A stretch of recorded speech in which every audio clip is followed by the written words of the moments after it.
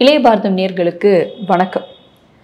Justice for Ajith Kumar இதுதான் இன்னைக்கு இந்திய அளவில் எக்ஸ் தளத்தில் ட்ரெண்ட் ஆகிட்டு இருக்கு அப்படின்னு சொல்லலாம். இந்த திமுக ஆட்சியில் மட்டும் 2022 காவல்துறையினர் விசாரணையின் போது இறந்தவருடைய எண்ணிக்கை 24க்கும் மேற்பட்டவர்கள். இப்போ இந்த அஜித்குமார் அவர்களுக்கு என்ன நடந்தது அப்படின்னு பார்த்தோம்னா, இவர் ஒரு 24 30 வயதுக்குள்ளான ஒரு இளைஞர். இவர் சிவகங்கை மாவட்டம் திருப்புவனம் மடப்புரம் அப்படின்ற இடத்துல இருக்க பத்ரகாளி அம்மன் கோவில்ல தற்காலிக காவலாளியாக வேலை பார்த்துட்டு இருக்காரு. அந்த கோவிலுக்கு சிவகாமி மற்றும் அவருடைய மகள் நிகிதா அப்படின்றவங்க வராங்க. வந்துட்டு இவங்களுக்கு காரை பார்க் பண்ண தெரியல அப்படின்ட்டு காவலாளியாக இருக்கும் அஜித்குமார் அவர்கிட்ட பார்க் பண்ண கேட்குறாங்க. அவர் என்ன சொல்றாரு, எனக்கு கார் ஓட்ட தெரியாதுங்க, நான் என்னுடைய நண்பனுக்கு தெரியும், அவனை அழைச்சிட்டு வரேன் அப்படின்னு சொல்லிட்டு இவங்க அந்த காரை பார்க் பண்றாங்க. தரிசனத்தை முடிச்சுட்டு வெளில வர நிகிதா அவர்கள் பார்க்கும்போது அவங்க கார்ல ஒரு 9 முதல் 10 பவன் வரைக்குமான தங்க நகைகள் வச்சிருக்காங்க. அந்த தங்கத்தை காணும் அப்படின்னு சொல்லிட்டு இவங்க போலீஸ் ஸ்டேஷன்ல கம்ப்ளைண்ட் கொடுக்குறாங்க. மதுரை மாவட்டம் திருமங்கலத்துல இங்க மடப்புரம் காளியம்மன் கோயிலுக்கு அம்பாளை தரிசனம் பண்றதுக்காக வந்தோம். இங்க எங்க அம்மாவுக்கு கிட்டத்தட்ட 1 மாசத்துக்கு மேல உடல்நிலை சரியில்லை. அவங்கள ஸ்கேன் எடுக்க சொல்லியிருந்தாங்க டாக்டர். அவங்களால சரியா பேச முடியல, ஸ்கல் ஸ்கேன் எடுக்க சொல்லியிருந்தாங்க. ஸோ ஸ்கேனுக்காக நாங்கள் போனப்போ நகையெல்லாம் கழட்டி எங்கள் பேக்கில் வச்சுருந்தோம், காரோட பின்னு இருக்கையில் வச்சுருந்தோம். அவங்க திடீர்னு மடப்புறம் காளியம்மனை நான் பார்த்தப்புறம் தான் ஸ்கேன் எடுக்க ஒத்துக்குவேன்னு சொல்லிட்டாங்க. அதனால ஸ்கேன் எடுக்காம வச்ச நகையோட அப்படியே காளியம்மன் கோயிலுக்கு வந்தோம். இங்கே டெம்பிள் ஸ்டாஃப் யூனிஃபார்ம் போட்டவர் நின்றுட்டு இருந்தாரு. இவங்களுக்காக வீல் சேர் கேட்டேன் நான். அவர் வீல் சேர் கொண்டு கொடுத்துட்டு காரை நானே கொண்டு போய் நிப்பாட்டிட்டு வரேன், எங்ககிட்ட கார் சாவி வாங்கிக்கிட்டாரு. உள்ள நான் வீல் சேரோட அம்மாவோட கோயிலுக்குள்ள சாமி தரிசனம் பண்ண போயிட்டு ரொம்ப நேரம் கழிச்சுதான் சாவி எங்களுக்கு கொண்டு கொடுத்தாரு. திரும்ப ரிட்டர்ன் நாங்க வண்டியை அவரை எடுத்துட்டு தர சொன்னோம். இப்ப வண்டி எடுத்துட்டு தந்தாரு. அப்படியே நாங்க கிளம்பிட்டோம். கொஞ்ச தூரம் போனோடனே இவங்க சாப்பிடலையேன்னு சொல்லிட்டு நான் இவங்களை சாப்பிடுறீங்களாமான்னு கேட்டேன். அப்புறம் நகையெல்லாம் போட்டுக்கோங்க, ரொம்ப மொட்டையா இருக்குன்னு சொல்லிட்டு பின்னாடி திரும்பி பேக்ல பாக்கும்போது பேக் வெளியே கிடந்தது. அதுல பார்த்தா நகையெல்லாம் இல்லை. திரும்ப அப்படியே யூட்டர்ன் எடுத்து டெம்பிள்ல நாங்க ஹெச்ஆர்என்சி ஆபீஸ்ல கம்ப்ளைண்ட் பண்ணோம். அவங்க சொன்னாங்க, அவங்க நல்லா ஹெல்ப் பண்ணாங்க. அப்புறம் அங்க இருந்து இங்க திருப்பூணம் போலீஸ் ஸ்டேஷனுக்காக நாங்க கிட்டத்தட்ட மதியானம் 2 மணிக்கு இப்போ வரைக்கும் போலீஸ் ஸ்டேஷன்ல தான் இருக்கோம். எங்களை கூப்பிட்டு என்ன நடந்ததுன்னு கேட்கல, இன்ஸ்பெக்டர் வருவாரு, வெயிட் பண்ணுங்கன்னு சொல்லியிருக்காங்க. அந்த பையன், அந்த அஜித்துங்கிற பையனை அவர் டெம்பரரி ஸ்டாஃப்னு சொன்னாங்க. கூப்பிட்டு நாங்களே இங்க ஒப்படைச்சிருக்கோம். ஹெச்ஆர்என்சி சார்பாகவும் எனக்கு ஒரு ஸ்டாஃப் கூட வந்திருக்காங்க. இவங்க அந்த நகையை எப்படியாவது காவல்துறை எங்களுக்கு மீட்டு கொடுக்கணும்னு கேட்டுக்கிறோம். நாங்க திரும்ப ரொம்ப தூரம் போக வேண்டியிருக்கு. இவங்களோட உடல்நிலையும் மோசமாயிட்டே இருக்கிறனால இது சம்பந்தமா என்ன நடவடிக்கை எடுத்திருக்காங்கன்னு தெரியல. நான் கம்ப்ளைண்ட் கொடுத்திருக்கேன், ஆனா அதுக்குரிய சிஎஸ்ஆர் எங்களுக்கு இன்னும் தரல. எஃப்ஐஆர் போட்டுருக்காங்களான்ற தகவலும் தெரியல. ஸோ கம்ப்ளைண்ட் மட்டும் நாங்க எழுதி கொடுத்துருக்கோம். அதுக்குரிய மேல் நடவடிக்கை என்னன்றது தெரியாம நாங்க வெயிட் பண்ணிட்டு இருக்கோம். இன்ஸ்பெக்டர் சார் வரட்டும்ன்றது. நகை எத்தனை பவுன் இருக்கும்? நகை 10 பவுன் இருக்கும் சார். 10 பவுன்ல செயின், வளையல், மோதிரம் எல்லாம் சேர்ந்து 10 பவுன் இருக்கும். அந்த கம்ப்ளைண்டின் அடிப்படையில இந்த விஷயம் நடந்தது வெள்ளிக்கிழமை. சனிக்கிழமை காலையில அஜித்குமார் அவருடைய வீட்டுக்கு ஒரு 7 போலீசார் காலையில் 6 மணிக்கு வராங்க. வந்துட்டு அவங்க வீட்டுல செக் பண்றாங்க, பீரோல எல்லாம் பாக்குறாங்க. அதுக்கப்புறமா அஜித்குமார் அவரையும் அவருடன் சேர்ந்து ஒரு 5 பேரையும் கைது பண்றாங்க. முக்கியமாக அதுல அஜித்குமார் அவருடைய தம்பி நவீன் அவர்களையும் கைது பண்ணி போலீசார் அழைச்சிட்டு போறாங்க. கைது பண்ணா விசாரணை அப்படின்னா காவலாளிகள் என்ன பண்ணணும், போலீஸ் ஸ்டேஷனுக்கு அழைச்சிட்டு போகணும். ஆனா அங்க அழைச்சிட்டு போகாம இவங்க வெளியில இன்னொரு இடத்துக்கு அழைச்சிட்டு போறாங்க. அஜித்குமார் அவருடைய மரணத்துக்கு பிறகு அவருடைய தம்பி பத்திரிகையாளர் சந்திக்கும் போது என்ன சொல்றாரு அப்படின்னா, எங்களால போலீஸ் ஸ்டேஷன்லாம் கூட்டு போகல, வண்டியில கூட்டு போறாங்க. அதுவும் ஒரு டெம்போ வேன்ல எங்களை கூட்டு போனாங்க. போலீஸ் ஜீப்ல கூட கூட்டு போகல, டெம்போ வேன்ல கூட்டு போறாங்க.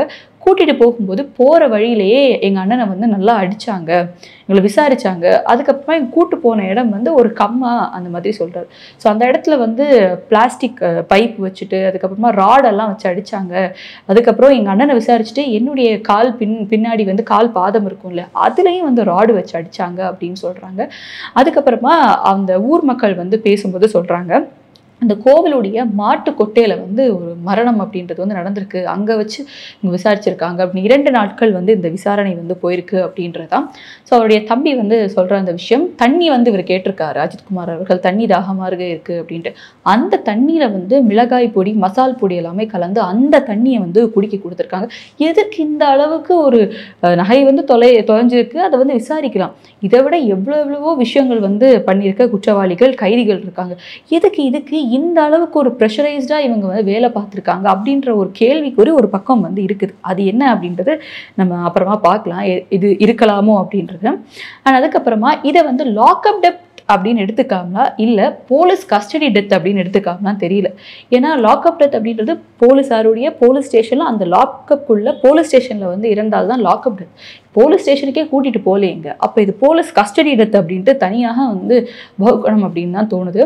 இன்னொரு முக்கியமான விஷயம், இந்த லாக்அப் டெத்கள் வந்து தொடர்ந்து இப்படி நடந்துட்டு தான் வருது.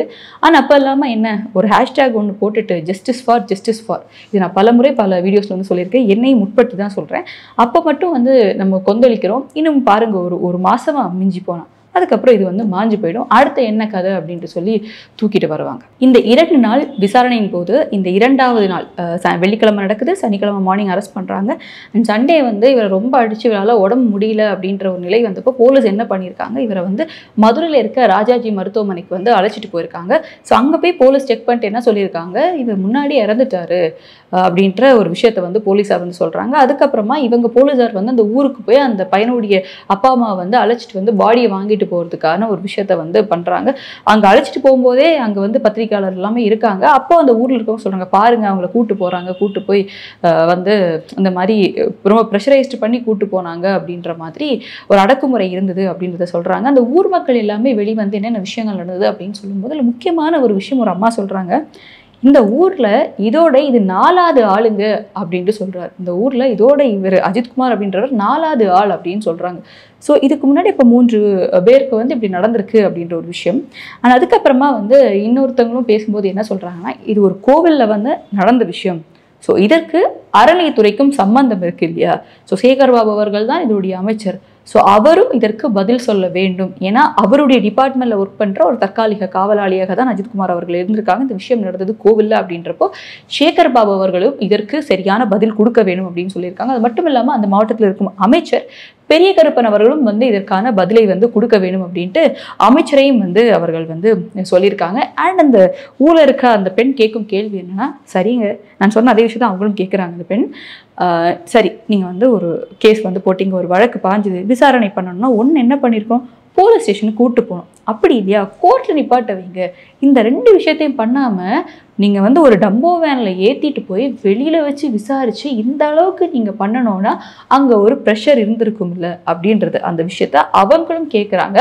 அதன் பிறகு அந்த அம்மா சொல்கிற விஷயம் என்ன அப்படின்னு பார்த்தீங்கன்னா, இந்த நிக்கிதா அப்படின்ற கம்ப்ளைண்ட் கொடுத்தாங்களே, இவங்க வந்து தலைமைச் செயலகத்தில் இருக்கிற ஒரு அதிகாரியினுடைய நெருங்கிய உறவினர் அப்படின்றது. ஸோ அதனால் இவனுக்கு அந்த ப்ரெஷர் இருந்திருக்கும்.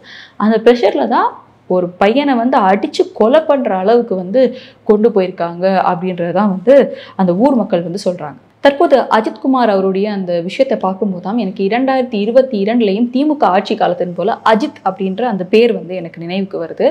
என்னன்னா ஒரு ஃபேக் கேஸில் வந்து அஜித் அப்படின்ற பையன் வந்து என்னை கைது செய்தார்கள் அப்படின்னு சொல்லிட்டு ஒரு பையன் பேசியிருந்தான். அவன் என்ன சொன்னான்னா, என்னை வந்து ஒரு ஷாப்பை உடைச்சி காசு திருடினேன் அப்படின்னு சொல்லிட்டு என் மேலே வந்து பொய் வழக்கு போட்டு வந்து விசாரிக்க கூப்பிட்டு போனாங்க. விசாரிக்கும் போது என்ன கேட்டாங்க அப்படின்னா, நீங்கள் வந்து எந்த ஜாதி அப்படின்றது கேட்கப்பட்டது. நான் வந்து இருளர் சமுதாயத்தை சேர்ந்தவன் அப்படின்னு சொன்னேன். அதுக்கப்புறமா என்னை ஒரு ரூம்குள்ளே போட்டு என் காலில் வந்து கயிறை கட்டி இதால் அடித்தாங்க. என் காலில் ரொம்ப நேரம் அடிச்சுட்டு ஒத்துக்கோ அப்படின்னு சொன்னாங்க. ஒத்துக்க மாட்டேன் அப்படின்னு சொன்னப்போ தான் வந்து இவங்க வந்து என்னுடைய கை விரலில் வந்து மரடால் வச்சு என் கை விரல்களை நசுக்கும் போது உயிர் போகிற வலி, எனக்கு வலி தாங்க முடியாமல் நான் தான் அப்படின்னு ஒத்துக்கொண்டுட்டாங்க அப்படின்னு சொல்லிட்டு என் மேலே பொய் வழக்கு தான் போட்டாங்க அப்படின்ட்டு சொன்ன அந்த பையனோட அந்த விஷயம், இந்த பேரை கேட்டப்போ எனக்கு இந்த அஜித்குமாரோடைய விஷயம் கேட்டப்போ 2020 நடந்தல அந்த அஜித்குமார் மேலே போடப்பட்ட அந்த வழக்கு பற்றின இதை வந்து இங்கே நினைவு கூறணும் அப்படின்னு நினைக்கிறேன். இந்த லாக்அப் டெத் அப்படின்னு எடுத்தாலே நமக்கு ஞாபகம் வர ஒரு டக்குன்னு ஸ்பார்க் ஆகிற ஒரு விஷயம் என்ன அப்படின்னு பார்த்தீங்கன்னா, ஜெயராஜ் பெனிக்ஸ். ஜெயராஜ் அப்படின்ற தந்தையும் பெனிக்ஸ் அப்படின்ற மகனையும் யாராலையும் மறக்க முடியாது தமிழ்நாட்டில் அப்படின்னு சொல்லலாம். இது வந்து இந்தியா அளவில் வந்து சென்சேஷனலாக அன்னைக்கு மாறிச்சு. ஏடிஎம்கே ஆட்சி காலத்தில் நடந்த ஒரு லாக்அப் மரணத்தை எந்த அளவுக்கு திமுக இதை வந்து கையில் எடுத்தாங்க ஒரு எதிர்கட்சியாக அப்படின்றது கண்டிப்பாக பார்க்கணும். அன்னைக்கே முதல்வர் ஸ்டாலின் அவர்கள் வந்து இதற்கு கண்டனம் தெரிவித்தார். தற்போதைய துணை முதல்வராக இருக்கும் அமைச்சர் உதயநிதி ஸ்டாலின் அவர்கள் வந்து இதற்கு வந்து கண்டனம் தெரிவிச்சிருந்தாங்க. அண்ட் கனிமொழி அவர்களும் வந்து என்ன சொன்னாங்கன்னா, இந்த விஷயம் வந்து நம்மளால ஏற்றுக்கொள்ள முடியாது அப்படின்னு இதுக்கு ஒரு கண்டனமும் தெரிவித்து தளபதி அவர்கள் வந்து பாதிக்கப்பட்ட அந்த ஜெயராஜுடைய குடும்பத்திற்கு எங்ககிட்ட 25 லட்சம் வந்து தளபதி அவர்கள் கொடுக்க சொன்னாங்க. ஸோ அதை வந்து நான் அந்த வீட்டுக்கு சென்று பார்த்து கொடுக்கிறேன் அப்படின்ட்டு அன்னைக்கு கனிமொழி அவர்கள் வந்து அவங்களுடைய எக்ஸ்தலத்தில் பதிவு போட்டு அவங்க வந்து அந்த காசோலையும் வந்து கொடுத்துருந்தாங்க. இன்னைக்கு உங்கள் ஆட்சி காலத்தில் நடந்துட்டு இருக்கு, நீங்கள் எத்தனை பேருக்கு வந்து நிதி உதவி கொடுத்தீங்க அப்படின்னு தெரியல. ஸோ இது எல்லாமே ஒரு அரசியல் கணக்கு தானா அப்படின்ற மாதிரி இருக்குது. இதற்கும் கனிமொழி அவர்கள் வந்து இன்னும் வாய் திறந்ததாக தெரியல. உதயநிதி அவர்களும் சரி, முதலமைச்சர்களும் வாய் திறந்த மாதிரி தெரியல. ஆளும் கட்சியில் இருக்க கூட்டணி கட்சிகளும் அன்னைக்கு கொந்தளிச்சாங்க, அவங்களும் வந்து எதுவும் வாய் திறந்த மாதிரி தெரியல இந்த விஷயத்தில். அதுக்கப்புறமா பார்த்தோம் அப்படின்னா சினிமா பிரபலங்கள், இந்த திமுக ஆட்சி காலம் வந்தாலே சினிமா பிரபலங்களுக்கு வந்து அப்படியே மனிதநேயம், சோஷியல் ஜஸ்டிஸ், மக்களுக்கானவர்கள் அப்படின்ட்டு ஒரு மாதிரி பொங்கி எழுந்துருவாங்க சினிமா பிரபலங்கள். அண்ட் அதை தாண்டி என்னை பொறுத்த வரைக்கும் ஒருத்தர் வந்து ஒரு விஷயத்துக்கு ஒரு கருத்து சொல்கிறாங்க, கருத்து சொல்லாமல் இருக்காங்க, அது ஒருத்தருடைய தனிப்பட்ட விருப்பம். ஆனால் ஒரு அரசியல்வாதி அப்படின்னு வரும்போது நம்ம ஓட்டு போட்டு அவங்கள அந்த இடத்துல உட்கார வச்சுருக்கோம் அப்படின்றப்போ நம்ம அவங்களுக்கு ஓட்டு போடுறோமோ யாருக்கு ஓட்டு போடுறோமோ, நம்ம ஒரு மக்கள் பிரதிநிதியாக இருக்கும்போது இன்னைக்கு அஜித்குமாருக்கு நடந்தது நாளைக்கு நமக்கோ நம்மை சுற்றியவர்களுக்கோ ஏன் நடக்காது? ஸோ கண்டிப்பாக அதற்கெல்லாம் நம்ம கேள்வி எழுப்பி தான் நம்ம ஆகணும். இந்த துறையில் தான் இருக்கணும் அப்படின்லாம் கிடையாது, நம்ம கேள்வி எழுப்பணும். அதே மாதிரி நீ ஏன் இதுக்கு வந்து பதில் சொல்ல, நீ ஏன் இதுக்கு கேள்வி கேட்கல, நீ அதுக்கு மட்டும் கேட்ட, இதுக்கு ஏன் கேட்கல அப்படின்றது அது வந்து அவங்களுடைய தனிப்பட்ட விருப்பம். ஆனால் இருந்தாலும் எனக்கு இந்த இடத்துல அதை திரும்ப சொல்லணும்னு தான் தோணுது. ஏன்னா இவங்களுடைய எல்லாம் முகைத்திரைகள் வந்து கிழிக்கப்படுது. ஏன்னா மக்கள் இங்கே வந்து ஒரு ஆர்மி மேனோ இல்லை ஒரு போலீஸ் ஆஃபீஸரோ இல்லை உயிரை கொடுத்து வேலை பார்க்குறவங்க எத்தனை பேரும் இருக்காங்க, டாக்டர்ஸ், அவங்களெல்லாம் இந்த அளவுக்கு செலிப்ரேட் பண்ண மாட்டாங்க. ஆனால் அந்த மாதிரியான ஒரு மாய இதுக்குள்ளே வந்து மக்கள் வந்து சினிமா பிரபலங்களுக்கு வந்து அந்த அளவுக்கு வந்து ஒரு மாதிரியில் மூழ்கி வந்து மக்கள் போயிட்டாங்க அப்படின்றது நிதர்சனமான ஒரு உண்மை. இல்லைன்னு சொல்லி ஒரு ஃபேசினேஷன் பார்க்குறாங்க, ஓகே ஃபைன், நல்லா இருக்குது. அதை தாண்டி தலையில் தூக்கி வச்சு கொண்டாடுற அளவுக்கு தன்னுடைய வாழ்க்கையினோட ஒரு பகுதியே அதுக்கு வந்து இன்வெஸ்ட் பண்ணுற மாதிரியான விஷயங்கள் இங்கே இருக்குது. ஸோ அதையும் மக்கள் வந்து புரிஞ்சுக்கணும் எந்த அளவுக்கு இந்த இரட்டை வேடம் இருக்குது அப்படின்றது. ஏன்னா பல சினிமா பிரபலங்கள் வந்து ரொம்ப ஒரு மாதிரி ஃபிலாசபி பேசுகிறதா இருக்கட்டும், மேடையில் வந்துட்டு மக்களுக்காக நான் இதை செய்வேன்ற மாதிரி அப்படியே சொல்கிறது பார்க்கும்போது நம்ம வந்து இவரோட ஃபேனு, நமக்காகலாம் இது பண்ணுவாருப்பா அப்படின்ற மாதிரிலாம் ஒரு ஃபேக்கான ஒரு மாய உலகத்தில் இளைஞர்களும் விழுறாங்க இப்போ இருக்கிறவங்க அப்படின்னு பார்க்கணும். ஸோ அன்னைக்கு அந்த ஜெயராஜ் பெனிக்ஸுடைய அந்த விஷயம் நடக்கும்போது நடிகர் சூர்யா அவர்கள்ட்ட இருக்கட்டும், விஜய் சேதுபதி, சித்தார்த், ஜிவி பிரகாஷ், ஈமான் அவர்கள், நடிகைகள் ஐஸ்வர்யா ராஜேஷ், ஹன்சிகா போன்றவர்கள் எல்லாமே வந்து இதற்கு குரல் எழுப்பியிருந்தாங்க. அண்ட் ரஜினிகாந்த் அவர்கள் வந்து குரல் எழுப்பியிருந்தாங்க. ஆனால் ரஜினிகாந்த் அவர்கள் 2020க்கு அப்புறம் அவர் வந்து பாலிடிக்ஸில் வரல அப்படின்னு சொன்னப்பறம் அவர் எந்த ஒரு அரசியலையும் கருத்து சொல்லாமல் தான் இருக்கிறாருங்க. ஆனால் ரஜினிகாந்த் அவர்கள் வந்து எந்த ஆட்சி காலம் நடக்கும்போது அந்த ஒரு குறிப்பிட்ட சமயத்துக்கு முன்னாடி பலர் மேலையும் வந்து எந்த கட்சின்னு பார்க்காம விமர்சனம் வச்சுருக்காங்க. ஆனால் இந்த பக்கத்தில் இருக்க நடிகர்கள் எல்லாமே பார்த்தோம் அப்படின்னா திமுக அப்படின்றப்போ வந்து வாய்ஸ் அவுட் பண்ணுவாங்க, அதுக்கப்புறம் எல்லாருமே கம்முன்னு உட்காந்துருவாங்க. இந்த ஜெயராஜ் பெனிக்ஸ் அவர்களுடைய அந்த ஒரு லாக்அப் டெத் நடந்தப்போ இந்தியாவுடைய கிரிக்கெட் பிளேயராக இருக்கும் ஷிகர் தவான் அவர்கள் கூட இதற்கு வந்து ட்விட் போட்டிருந்தாரு. ஸோ அந்த அளவுக்கு அது இந்தியன் சென்சேஷனல் நியூஸாக வந்து மாறிச்சு அப்படின்றது. ஸோ இன்னைக்கு இவங்க ஆட்சி காலத்தில் நடக்கும்போது எப்படி வந்து மவுத்தா வந்து எல்லாரும் உட்கார்ந்துருக்காங்க அப்படின்றது வந்து இது வந்து அவங்களுடைய முகத்திரை வந்து கிழியுது அப்படின்றது இங்கே தெரியுது. பட் அது அவங்களுடைய கருத்து தான். தோணா போடுங்க, இல்லைன்னா போடுங்க, but who you are, what you are showing அப்படின்றது இங்கே நிதர்சனமாக தெரியுது அப்படின்றதான் ஒரு விஷயம். அஜித்குமார் அவருடைய மரணத்துக்கு எதிர்க்கட்சி தலைவரும் அதிமுகவின் பொதுச் செயலாளராக இருக்கும் எடப்பாடி பழனிசாமி அவர்கள் அவருடைய கருத்தை வந்து சொல்லியிருக்காரு. அவரோட எக்ஸலத்தில் என்ன சொல்லியிருக்காரு அப்படின்னு பார்த்தீங்கன்னா, ஜெய்பீம் படத்தை பார்த்துட்டு என்னுடைய மனதை வந்து உலுக்கியது அப்படின்ற சினிமா ரிவ்யூ வந்து கொடுத்த விடியா அரசினுடைய முதல்வரே, இது உங்கள் மனசை உழுக்கலையா அப்படின்ற மாதிரியான ஒரு கேள்வியை வந்து முன் வச்சிருக்காரு. அது மட்டும் இல்லாமல் அவர் என்ன சொன்னார்னா, 2022 விக்னேஷுடைய இதே லாக்அப் டெத் நடந்தப்போ நீங்கள் சட்டமன்றத்தில் வந்து ஒரு பொய்யான ஒரு விஷயத்த வந்து நீங்கள் சொன்னீங்க. ஸோ அதே தான் திரும்ப அஜித்குமாரோட விஷயத்துலையும் பண்ண போறீங்களா அப்படின்ற ஒரு கேள்வியை வந்து அவர் அந்த விஷயத்தையும் இங்கே வந்து நினைவு கூறியிருக்காரு. அதுக்கப்புறமா அவர் என்ன கேட்குறாரு, ஒரு பொம்மை முதல்வராக நீங்கள் இருந்து இதற்கெல்லாம் ஒரு சரியான நடவடிக்கை எடுக்காமல் இருக்கீங்களே அப்படின்ற ஒரு விஷயத்தையும் குறிப்பிட்டுட்டு இதற்கு ஒரு தனி குழுவை அமைத்து நீங்கள் வந்து விசாரிக்கணும், விசாரித்து அந்த குடும்பத்திற்கு தகுந்த இழப்பீடையும் வந்து கொடுக்க வேண்டும் அப்படின்ட்டு அவருடைய கருத்தை முன் வச்சிருக்காரு.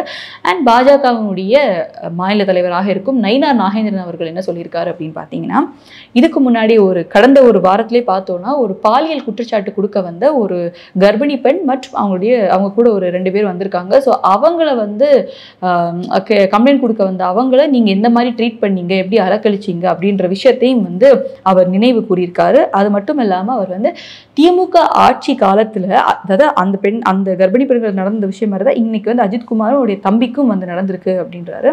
ஸோ அதே மாதிரி திமுக ஆட்சி காலத்தில் வந்து ஒரு போலீஸ் ஸ்டேஷனுக்கு போனால் என் உயிருக்கு வந்து இது பாதுகாப்பு இருக்கா, என் உயிர் வெளில வந்து உயிரோடு இருப்பேனா அப்படின்ற மாதிரியான ஒரு நிலை வந்து இந்த திமுக ஆட்சி காலத்தில் தான் இருக்குது அப்படின்ட்டு அவர் சொல்லியிருக்கார். அண்ட் பாஜகவுடைய முன்னாள் மாநில தலைவராக இருந்த அண்ணாமலை அவர்கள் கூட அவருடைய எக்ஸலத்தில் வந்து ஒரு பதிவு போட்டிருக்காரு. அதில் அவரும் வந்து 2022 இந்த திமுகவோட ஆட்சி காலத்தில் நடந்த அந்த லாக்அப் டெத் எவ்வளோ அப்படின்ற கணக்கையும் அவர் சொல்லியிருக்காரு. அண்ட் இதில் தகுந்த விசாரணை எடுக்க வேண்டும் அப்படின்ட்டு அவருடைய கண்டனத்தையும் வந்து அவர் தெரிவிச்சிருக்காரு. ஸோ இதெல்லாம் நடக்கும்போது முதலமைச்சர் அவர்கள் என்ன பண்ணிட்டு இருக்காரு, அவர் வந்து போய் அந்த மக்களுக்கு பார்த்தாரா, இல்லை யாராவது விட்டு பார்க்க வச்சாரா, என்ன ஸ்டெப் எடுக்கணும், இதுக்கான இது கொடுக்கணுமா அப்படின்னு பார்க்கும்போது காவல்துறையினர் வந்து சஸ்பெண்ட் பண்ணப்பட்டிருக்காங்க. ஆனால் இன்னொரு இது என்ன அப்படின்னா, காவல்துறையினர் விசாரணை இருக்கும்போது அவர் இறந்திருக்காரு அப்படின்னு தெரியுது, அவருடைய தம்பி வந்து வாக்குமூலம் கொடுக்குறாங்க. வெறும் சஸ்பென்ஷன் மட்டும் போதுமா? ஏன்னா ஒரு கொலை அப்படின்றப்போ நம்மளுடைய லாபடிக்கு என்ன தண்டனை கிடைக்கும்னு தெரியும். ஆனால் வெறும் சஸ்பென்ஷனோட முடிச்சிருக்கீங்க அப்படின்ற ஒரு இது வந்து பலரும் வந்து எழுப்பியிருக்காங்க.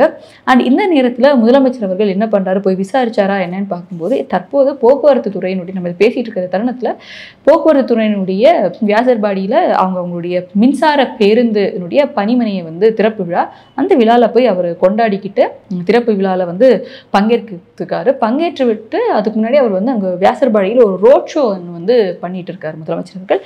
அவருக்கும் அவருடைய வேலை இருக்கும் இல்லையா, அவரும் பிஸியாக இருக்காரு அப்படின்றதுனால இந்த மாதிரியான விஷயங்கள் வந்து முதலமைச்சர் அவர்களால் பார்க்க முடியலையோ அப்படின்னு தான் இருக்குது. அண்ட் இன்னொரு பக்கம் ஒரு கருத்தை வந்து பார்க்க முடியுது, மக்களுடைய ஒரு கருத்துன்னு சொல்லலாம், சமூக வலைதளத்தில் அவங்க போடுற கருத்தை.